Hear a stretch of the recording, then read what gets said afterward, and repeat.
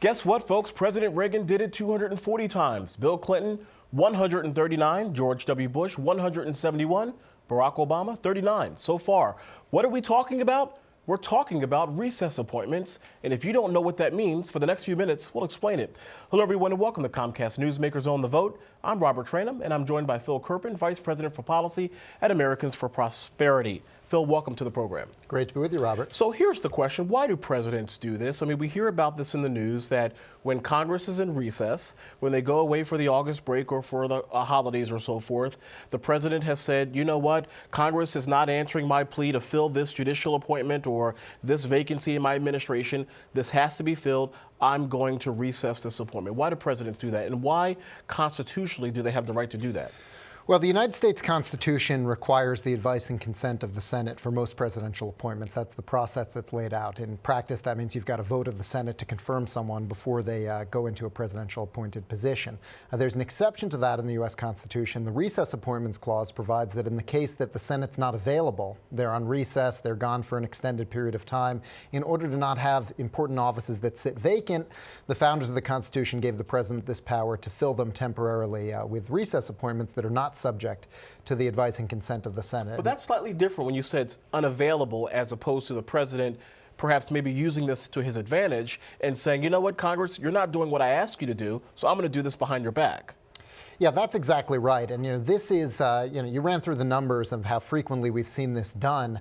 One of the reasons that George Bush sort of was curtailed towards the end of his presidency George W. Bush is that for the last year and a half of his presidency, the Senate refused to go into recess. And so for a year and a half, from mid-2007 or so through the end of 2008, there were no Senate recesses. They remained in what Harry Reid described as pro forma sessions, which meant every couple of days they'd come in, gavel into session, gavel back out, in order to prevent a recess from occurring, and that stopped President Bush from having any further recess appointments. So there are sort of counteractions that the Senate can take to try to enforce its prerogative to have approval of nominees. And of course, to get behind the story here, basically what this is it's a Republican administration, Democratic Congress, or vice versa, where in this case, let's say it's a Democratic administration and a Republican White House are saying, you know what, we don't like, quite frankly, Mr. President, who you're nominating. We think that this person either A, is not qualified, B, is too politically damaged, or whatever the case may be, and so therefore we're not going to give this person an up or down vote.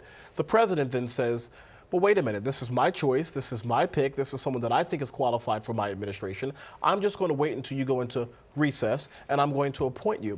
The question that I have for you, Phil, is just from a constitutional standpoint, does the president have the right to do this as many times as he wants? Yeah, I mean, if the Senate goes into recess, and this has become a major controversy here in the last couple of months because of something that Obama did, if the Senate, in fact, is in recess, there's really no limit on the president's ability to do recess appointments other than public opinion and political backlash and sort of the appearance that he's going around the Senate. And is that sort permanent? of that public pressure is really the only check you have on this power. Is that permanent? In other words, with that person, let's say hypothetically I'm the president, I want to recess appoint you, and I'm going to be in office for the next 3 years. Are you in that position for the next 3 years, if I so choose?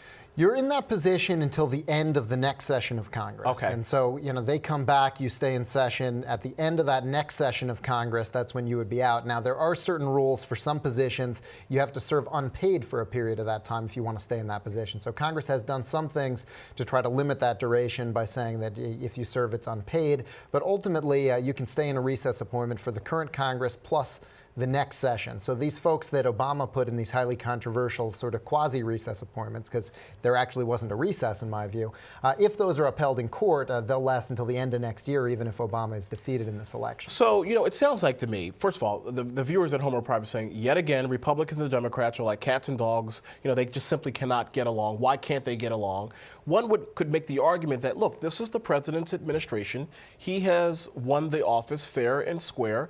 Yes, the Senate does have a constitutional responsibility for advice and consent. But look, at the end of the day, this is the president's administration. He should have who he wants in his cabinet, correct, or his administration?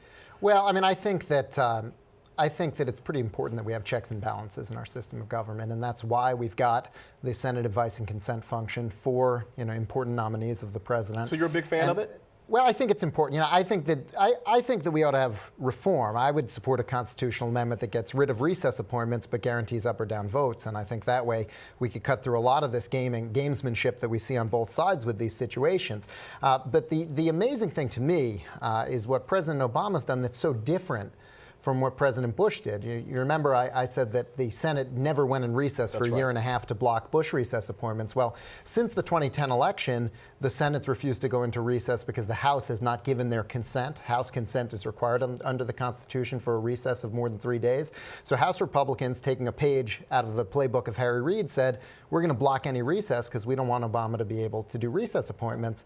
And what President Obama did on January 4th, it's unprecedented in the history of the country, is he said, even though the Senate does not believe itself to be in recess, they think they're having sessions every 3 days, I think it's a recess. And so I'm going to go ahead and put people in anyway. And that's really what's at the center of this dispute. Well, because there's a clash between the executive and the legislative branch there. I mean, that's basically the executive branch saying, legislative branch, you're not doing your work, so we're going to do it for you.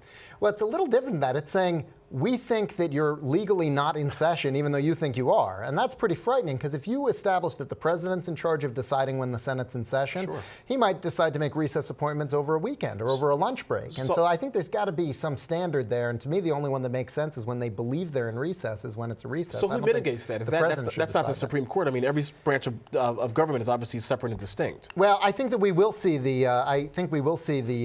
courts ultimately decide this question. And the first time, there are two agencies that Obama did this for. He did this for the new Consumer Financial Protection Bureau. He put Richard Cordray in with one of these legally suspect recess appointments. He did the same thing for two union lawyers at the National Labor Relations Board to restore a quorum there so they can do rulemaking over collective bargaining rules and certification of unions and so on. As soon as they issue a rule from either of those agencies, this will be challenged in court, and the courts will ultimately decide whether there was a recess. And, it's going to be interesting to see. I think the courts will say that there wasn't a recess, and those will be struck down, and it'll just underscore all of this gamesmanship and that we've got a pretty broken process. You said it best, a broken process. So the drama continues. Phil Kerpen, thank you very much for joining us. My pleasure. And, of course, thank you for joining us for this edition of Comcast Newsmakers on the Vote. I'm Robert Trainum. Have a great day, everybody. We'll see you next time. Take care.